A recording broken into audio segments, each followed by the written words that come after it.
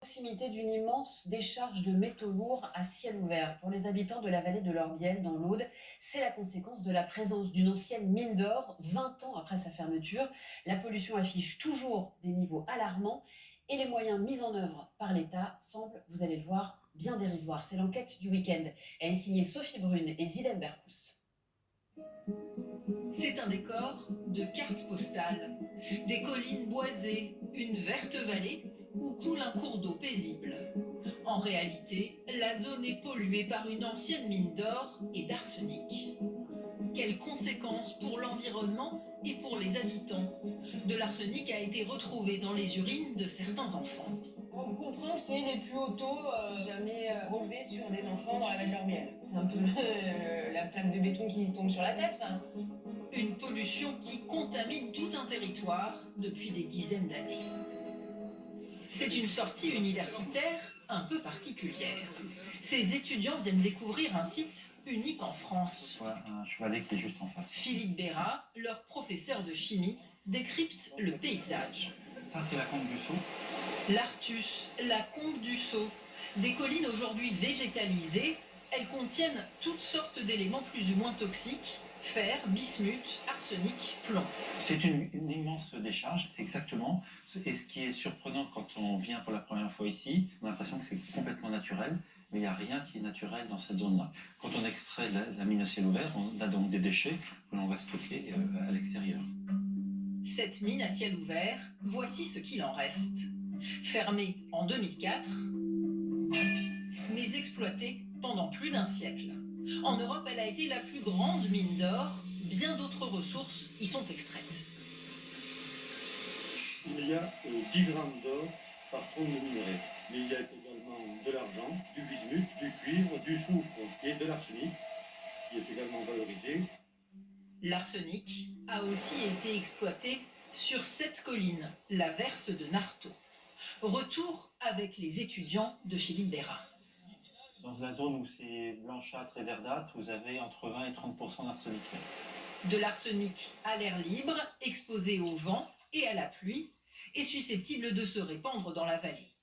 C'est ce que vont constater les étudiants, guidés par Magali Philippe, ingénieure au CNRS. Pour que vous ne soyez pas exposé aux rayons, il faut que vous restiez derrière moi. Cette spécialiste des sols pollués utilise un pistolet à rayon X pour mesurer la concentration en arsenic dans le sol. Ça veut dire que donc là, je suis dans les 870. À peu près, c'est encore stabilisé. Cette présence d'arsenic à cette concentration, c'est pas une concentration qui est naturelle. Donc quand on a une telle concentration bien plus élevée, c'est qu'il y a pollution et que cette pollution, elle est liée à l'activité humaine. Une pollution charriée par l'eau. Car ici même en 2018, après de violentes précipitations, cette rivière déborde de son lit. L'Orbiel emporte de l'arsenic en provenance du site minier jusque dans la vallée et le village de Conques. Une pollution qui aujourd'hui encore oblige les habitants à prendre des précautions. Il y avait un potager sur le fond ici. Étant donné qu'un arrêté préfectoral indique qu'il ne faut pas consommer des légumes feuilles, donc on a tout arrêté.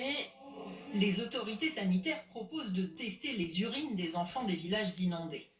Les filles de Cécile Schmitt affichent des taux d'arsenic parmi les plus élevés de la vallée. Les résultats qui nous ont tous fait sauter au plafond datent de début 2020. Ma grande fille présentait un taux d'arsenic dans les urines de 31,6 microgrammes par litre.